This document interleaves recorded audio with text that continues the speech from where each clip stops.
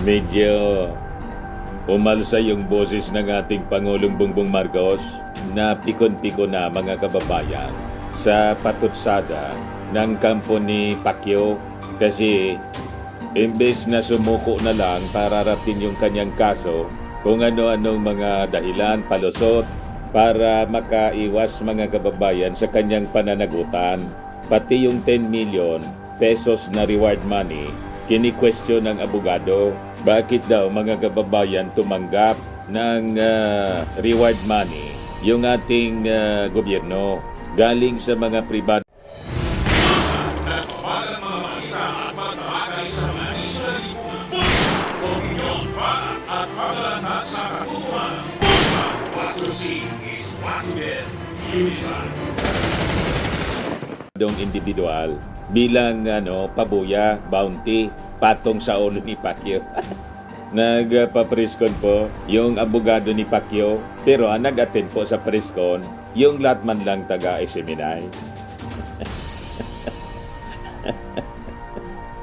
Wala man mga kababayan ibang nag-attend. Nandun yung consultant po, si Jason Sa, taga-SMNI pa rin. Tinitingnan ko, sila man lang yun. Nga. Pinaparesign si Abalos po, Secretary Abalos, political commentator Jason Sa. Kingdom of Jesus Christ press conference. Si Ka Eric. Sila man lang sa studio nila sa Davao City. Ito yung abogado na nagki-question. Minasama pa mga kababayan yung pagtulong ng pribadong sektor kasi tumanggap niya ng donation. Bawalan niya yan sa Anti-Graft and Corrupt Practices Act. Bawalan niya tumanggap ng donation, sabi ng abogado. You cannot accept private donations in order to make the life of another person miserable, sabi ni Attorney Israelito Torion. Siya yung abogado ng Kingdom of Jesus Christ. Yung church ni Pacquiao, baka nakulangan lang siguro ng research si Secretary Abalos. Kung mabasa natin yung Section 7D ng Republic Act 6713, swak na swak talaga siya because whatever may be your intention, it may be motivated by good faith or whatever, you cannot accept private donations in order to make the life of another person miserable even if it is supposedly for legal purpose. I-file ninyo yung asunto. Kasuhan ninyo na kung anong gusto ninyong ikaso laban kay DILG Secretary Abalos. Abogado din naman si Abalos at may mga legal luminaries din siya na nasa paligid niya. Mga abogado ang DILG, kayang-kaya niya yan. Tama? Questionin ninyo sa husgado. Kasi yung client ninyo, si Pacquiao, nagreklamo dahil iniimbestigahan siya ng Senado. Aarapin niya daw yung kanyang kaso in proper forum. Dapat na niya sa korte. Nang filean sa korte, nag-disappear.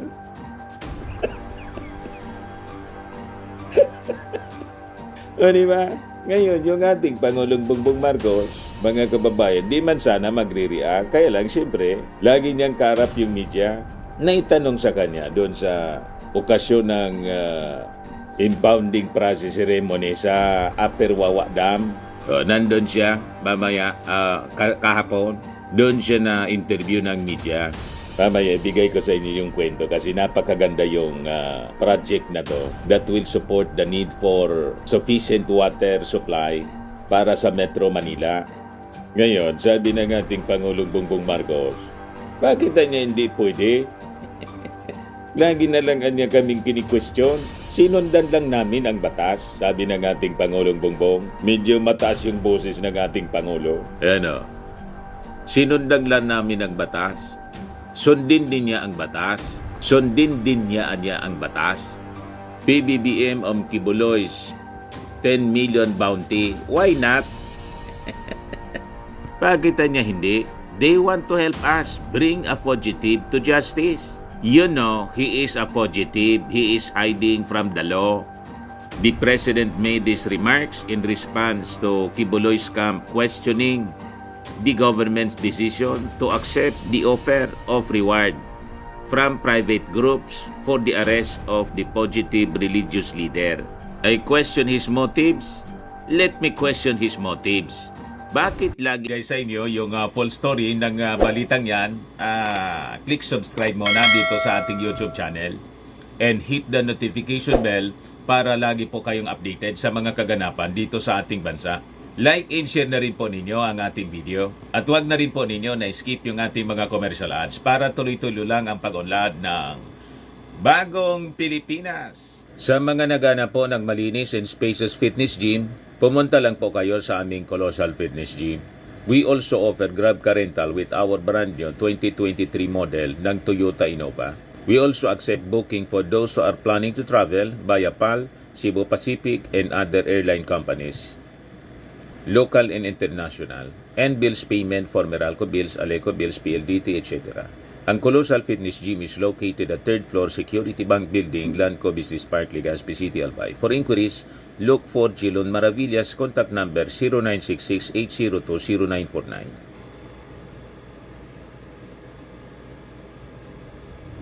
Yan po yung aming Innova. Lagi na pong matao sa amin.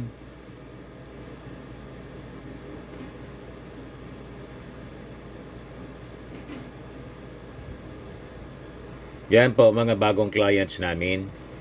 Napakaganda at colorful at napakalinis ng aming gym po. Pati mga foreigners po pumupunta sa amin, mga British tourist po sila dito sa Legazpi. Na-set up na rin po yung aming mga brand new gym equipment.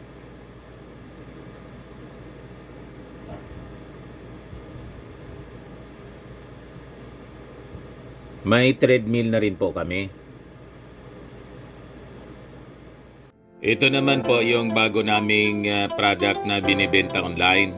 Eye Glow Serum, whitening po siya. Tingnan ninyo yung epekto sa aking anak na architect before and now. Yung mga inquiries po ninyo, dumiretso na lang kayo sa kanyang Facebook account, Riz Maravillas. Ito naman po, Firmax Firming and Lifting Cream, pinapahid po sa mga pulses in affected area. Mainam po sa paninigas ng mga kaso-kasuan. Ito naman po, Automax Radiant Serum. Sa mukha naman yung application, anti-aging po siya. You will look 10 years younger than your age. Sa mga cancer patients naman po, baka lang gusto ninyo itong itry. Neng siya red mixed fruit drink. Hindi mo po siya gamot, food supplement siya. Kaya lang, gawa siya mga kababayan sa goji berry. Yung goji berry may anti-cancer properties. O ngayon, yung mga inquiries ninyo, dumiretso na lang kayo sa aming messenger sa Facebook para masagot namin agad. Ayos pa? Ayos na ayos niya, Mr. Maravillas. Kaming kini-question. Sinusundan lang namin ang batas. Sundin din niya ang batas. Yun lang.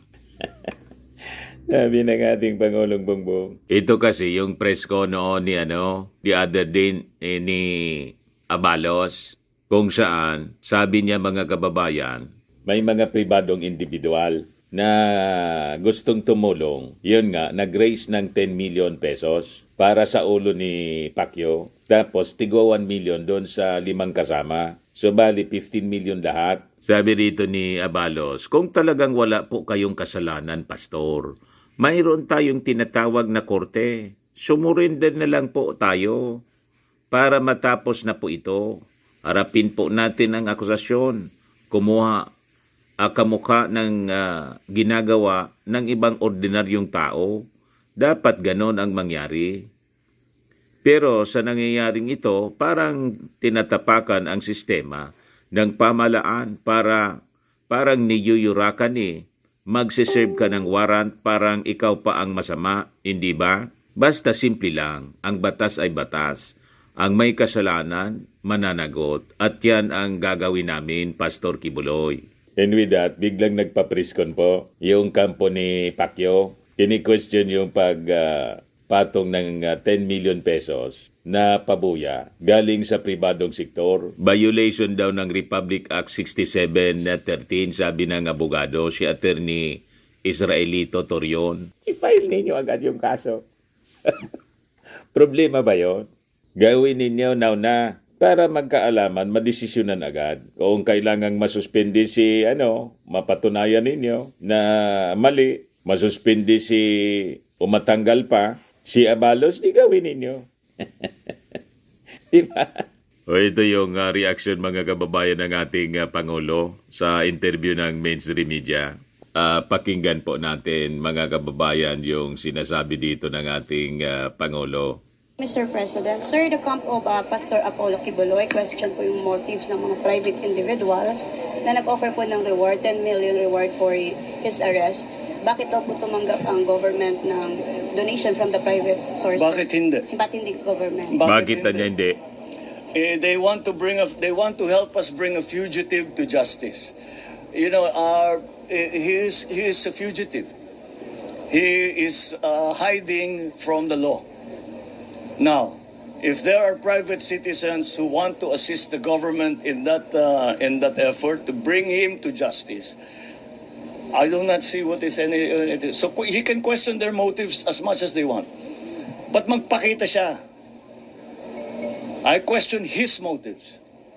Let me question his motives.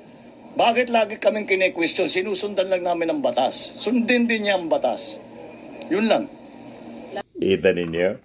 Matigas yung yung pananalita ng ating Pangulong Bongbong Marcos. Nagalit na yung Tigre ng Norte.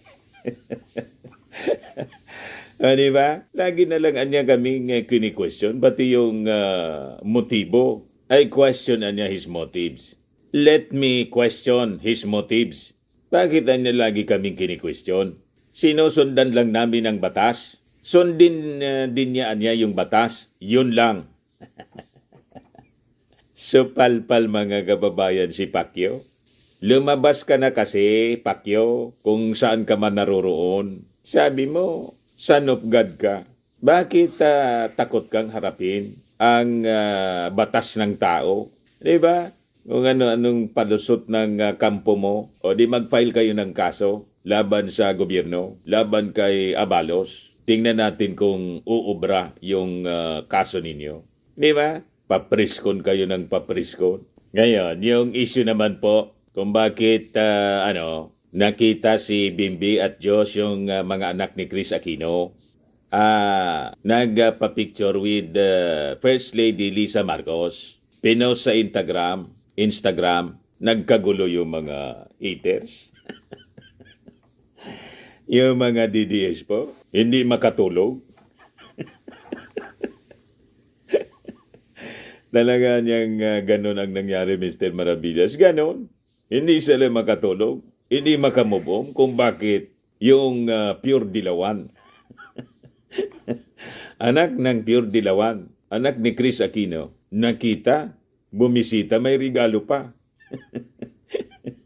Kay First Lady Lisa Marcos, sabi ng mga haters. O tingnan mo niya, nagiwalay na yung unit team ng Duterte at Marcos. Tapos nakipag-unit team na niya sa mga Dilawan. Ang nakipag-iwalay po, hindi man yung ating Pangulo. Ang umalis po, si Inday. Ang simula ng kanyang bleeding heart, yung confidential fund. Siya yung nag-resign, di man siya pinare-resign eh. Umalis na lang, walang rason. Kaya yung sabi ng iba, ang tingin nila, hindi talaga niya kaya. Yung mga problema sa DepEd, hindi talaga kaya. Sa bagay, inadmit man niya po na wala man siyang background sa education po. Ang background niya po, ang experience niya po sa boxing.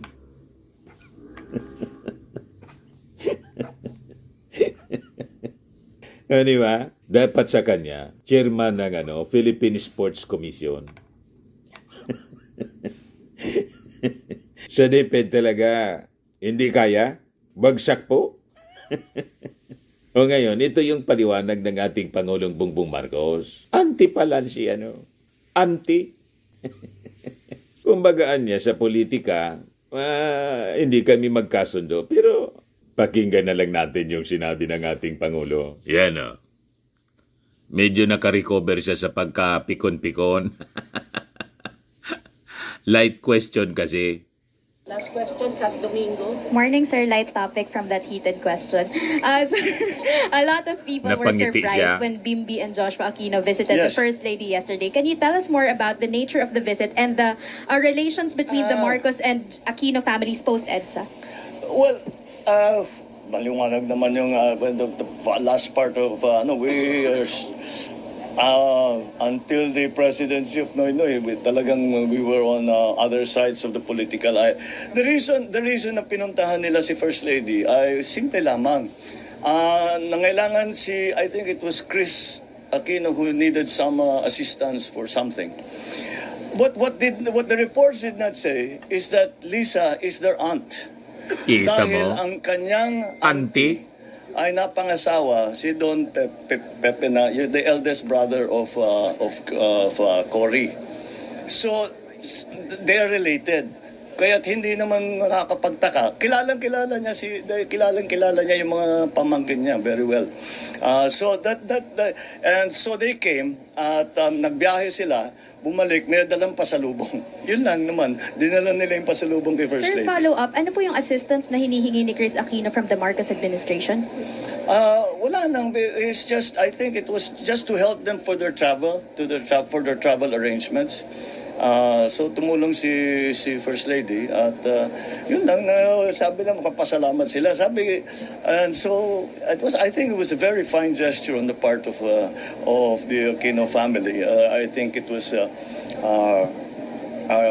it sort of, I suppose, put a little more how do you say, personal, a human interaction between our families. So, The feud between the two families are okay?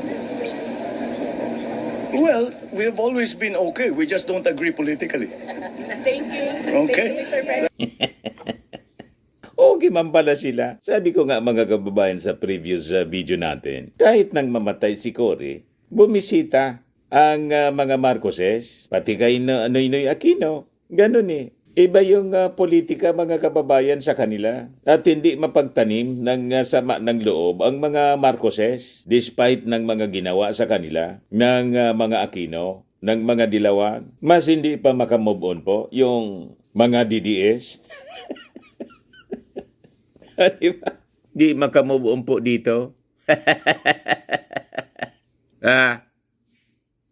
Wala man silang problema po, mga kababayan. Ang laging may problema po, yung mga Duterte, o ngayon, patong-patong yung problema nila. Kasi iniimbestigan sila ngayon ng Kongreso at saka ng Senado. Sabi dito, Roques, bank documents found in raided Pampanga, Pogo. Tapos, sabi na, ipaliwanag ninyo to. Sabi dito mga kababayan, bank documents tie Harry Roque to raided Pogo Hub. The Presidential Anti-Organized Crime Commission reported that the bank documents of presidential spokesperson Harry Roque and his former executive assistant Alberto Rodolfo E.R. de la Serna were found at Lucky South 99, the raided Philippine offshore gaming operator Pogo Hub in Porac, Pampanga. PAOK spokesperson Winston Casio shared photos of the documents with the media following Philippine Amusement and Gaming Corporation PAGCOR Chairman and CEO Alejandro Tenco's revelation that Roque lobbied on behalf of illegal pogos during the continuation of the Senate Committee on Women and Children, Family Relations and Gender Equality probe into pogo-related crimes on Wednesday, July 10. Casio also presented a certified true copy of a PAGCOR document indicating that Roque is the legal head of Lucky South 99. Sa kabagaan niya, Mr. Maravillas. So, ang kampo ninyo po ang dapat magpaliwanag kasi kung ano-ano yung kinakasangkutan na mga kontrobersya. So, sabi po ni Casio, we found bank documents of Roque together with the La Serna docs found at Lucky South 99. As previously stated anya, we found nothing suspicious about these documents initially. But with the latest statement of Chair Tenko that Roque pressured PAGCOR to grant licenses to these scam farms, these documents take on a different character. This will now be a subject of investigation. Nininervyos na si Harry Roque. Yan kasi mga kababayan, kinalkal po yung involvement niya dito sa Pugo. Sabi po ni Winston Casio, kung prenesyoran niya ni Harry Roque ang PAGCOR, ibang usapan na niya ito. Kung prenesyor ang PAGCOR para mabigyan ng lisensya itong scam farms, kaya niya kailangang imbestigahan namin ng mabuti ito. Laliman pa. Baka may malalim na involvement itong si Harry Roque. You see? O ngayon, sa Kongreso naman po, nag-testify si dating Police Colonel Eduardo Asierto at inakusa po si Michael Yang, yung dating economic advisor ni Maudigs, of being deeply involved sa illegal drug operation dito sa ating bansa. Matindi po. Ito ngayon mga kababayan yung balita. Kaya ang kampo po ni Maudigs, ang dami pong dapat ipaliwanag. Sabi rito sa Impact Leadership. Asierto testify on Yang's drug links, accuses Duterte of ordering his execution. Former Police Colonel Eduardo Asierto accuses Michael Yang, former economic advisor to ex-President Duterte, of deep involvement in illegal drugs. During the House Committee on Drugs investigation into the 3.6 billion pesos drug bust in Mexico, Pampanga last year, Asierto implicated Yang and his business partner Alan Lim, highlighting their close ties to Duterte and then special assistant to the President, now Senator Bongo. In his opening statement, Asierto described himself as a long-time anti-drug crusader and former member of the anti-illegal drug group of the Philippine National Police. However, Asierto, who appeared virtually before the investigation, has been implicated in drug smuggling and has been in hiding since 2019. Asierto claimed that he and Police Captain Lito Perote discovered these illegal activities and reported them, but Perote has since gone missing and is presumed dead. Asierto revealed that the threats against him have persisted, expressing fear for his life. So sabi niya rito, sila Michael Yang at Alan Lim na malapit nilang kaibigan ni Senator Bongo. Ako po at kasamaan kong si Police Captain Lito Perote ang nakadiskubre ng mga illegal na aktibidad at gumawa ng report tungkol kay Michael Yang at Alan Lim. Matagal na akong natatakot para sa aking buhay dahil ako ay pinapapatay ni Duterte. Sila po ay maimpluwensya hanggang ngayon. Ayan po. Sabi dito, anti-drug cap links Duterte go in De La Rosa to illegal drugs. Former police officer Eduardo Asierto made a bold assertion about the former President Rodrigo Duterte and his allies, including then PNP chief and now Senator Bato de la Rosa, during his presentation to the House Committee on Dangerous Drugs. Asierto made the same allegation linking Duterte and his allies to the illegal drug trade in 2019, but the former president's camp denied such allegation. Sabi po ni Asierto, Rodrigo Duterte Bongo in Bato de la Rosa allowed the entry of large volumes of illegal drugs through our ports and supported the syndicates by defending them, targeting those that go against them, and playing dumb to true justice. Matindi po. So, baliktad na niya ngayon, Mr. Maravillas. Kung noon si Dilima yung nakulong, pinakulong ni Digong, baka niya ngayon, with this investigation, baka sila ang makulong. Tingnan natin mga kababayan kasi medyo matagal-tagal pa itong investigasyon na ginagawa po ng Congress ngayon. Ngayon, si Michael Yang, si Night in Contempt po, ng Kongreso kasi nag-fail siya na humarap po sa investigasyon. Yan sabi rito, the committee is now citing Mr. Michael Yang in contempt. The committee secretary is therefore tasked to coordinate with the PNP, the Sergeant at Arms, the NBI, and all other law enforcement units to effect the arrest so that they can be brought here to face this investigation in aid of legislation. Sabi po ni Congressman Ace Barbers, chairman ng Committee on Dangerous Drugs committee sa Congress. So, yung kampo mga kababayan ng mga Duterte ang dapat na questionin. Sabi ng ating Pangulong Bongbong Marcos, lagi niya kaming kini-question. Harapin ninyo ang batas. Kayo ngayon ang may dapat na ipaliwanag. Napakaraming dapat ipaliwanag. Face the music. Ika nga, di ba? O ngayon, sa isa naman po ni Alice Goo, hindi pala yun lumaki sa farm at hindi din si Teacher Robilin yung kanyang totoong teacher. Nag-aral pala yun sa eskwelahan, mga kababayan, kung saan nag-aral si Senator Sherwin Gatchalian. Pareho pala silang eskwelahan. Kita mo na. Ito, mga malalaking balita po na breaking kahapon po. Di lumaki sa farm. Record show Alice Goo went to Quezon School. At hindi din si Teacher Robilin, yung kanyang teacher. Pakinggan natin itong report ng Manila Bulletin, mga kababayan. Apparently, si Go Huaping or si Alice Go hindi lumaki sa farm. Hindi rin siya homeschooled. Nag-aral ho siya. And I'll show you the proof. No, dahil nga lumabas sa hearing yung totoong pangalan niya, nag-aral siya sa parehas kong school, sa Grace Christian High School. Kita For mo grades na. 1, 2, and 3. Year 2000 to 2003. So, hindi siya homeschool ni Rubilin. Nag-aral ho talaga ho siya.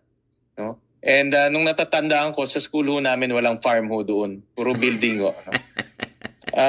And ito yung kanyang school records. Next will be the in-attach ho kasi pag nag-enroll ka, meron kang mga Booking.